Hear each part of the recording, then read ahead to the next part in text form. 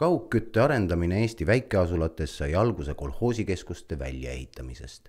Eesti elanikkonnast tarbib kaugkütte soojust circa 60%. See on kütteviis, millega ollakse harjutud. Nõukogudeaegsed planeeringud nägid ette asulate elurajoonide olulist laiendamist. Seetõttu rajati kaugküttetorustikud ja katlamajad suure varuga, arvestades edasist tarbimise kasvu. Kuna soojuse hind oli tänasega võrreldes tühine ja loodusvarade ressurss tundus olevat lõputu, ei pööratud tootmise ja jaotamise efektiivsusele mingit tähelepanu. Tabivere aleviku kaugkütte sai alguse ligi 40 aastat tagasi. 1975. aastal hakati kivisöe katlamaja baasil varustama esimest paneelelamut kaugkütte soojusega.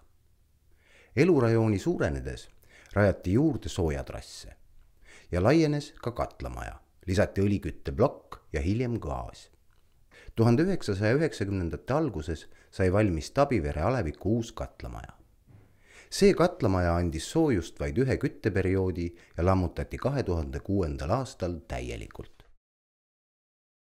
1995. aastaks jõuti Tabiveres segaduste ja vaidlustega olukorda, kus otsustati lokaalse kütmisviisi kasuks.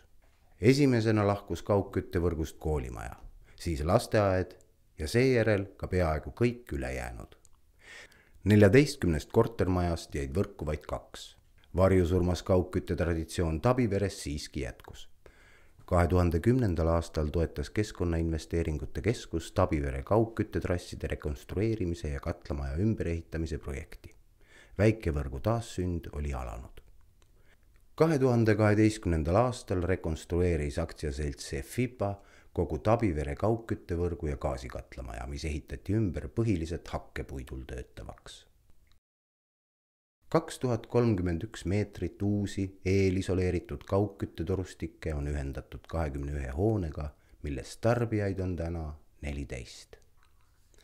Tabiverest sai esimene Jõgevamaa kaugküttepiirkond, kus rekonstrueeriti tervik, nii torustikud kui ka katlamaja. See on andnud turvalise ja mugava elukeskkonna. Soojusega varustamine toimub siin aasta läbi. 58 eurot megavatt-tunni eest on üks madalamatest soojuse hindadest Eesti maapiirkondades.